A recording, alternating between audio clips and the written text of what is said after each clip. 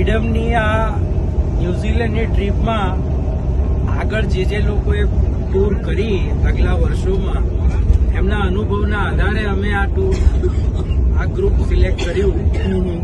અમારું ફેમિલી અને સાથે આવેલા બીજા બધા જ ટુરિસ્ટ એક ફેમિલીની જેમ આજે આ 2 વીકની ટૂર પૂરી કરી રહ્યા છીએ.